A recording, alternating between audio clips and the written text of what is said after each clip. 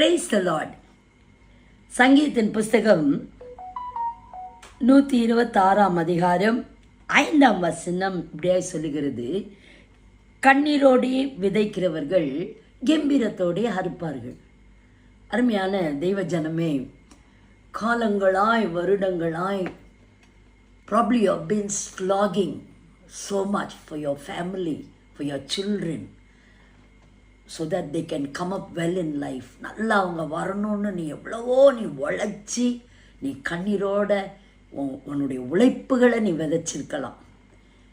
இவ்வளோ கஷ்டத்தில் உன் கண்ணீரோட உன்னுடைய பொருட்களை நீ விதைச்சிருக்கலாம். அவ்வளவு ஒரு ஜெபங்களை ஏறெடுத்து அந்த ஜெபத்தை நீ விதைச்சிருக்கலாம். இன்னைக்கு கர்த்தருடைய ஆவியானவர் சொல்கிறாரு, நீ யாருக்காக எதையெல்லாம் நன்மையாய் விதைத்தாயோ அந்த விதைகளின் பலனை நீ காணும் நாட்கள்.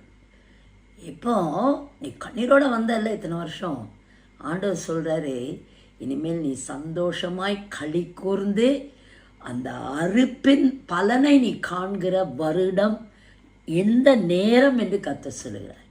You will see great things happening, miracles happening. இது வரைக்கும் கோர்ட் கேஸ் ஒன்று வாட்டி விதைச்சிருக்கலாம்.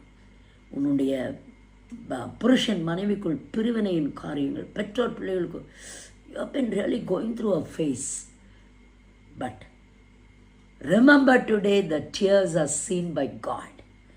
நீ அவரை நோக்கி பார்க்கும் பொழுது அவர் சொல்கிறாரு, நீ என்னென்ன கண்ணீரோட விதைச்சியோ, ஒருவேளை உன் சரீர பலவீனம், இன்னைக்கு படுக்கையில் நீ இருக்கலாம், ஐயோ நான் செஞ்சேனே இப்போ என்னால் முடியாமல் இருக்கிறேன்னு நீ ரொம்ப ஃபீல் பண்ணிகிட்டு இருக்கலாம், ஊழியம் செய்ய முடியலையே நீ ஃபீல் பண்ணிகிட்டு இருக்கலாம்.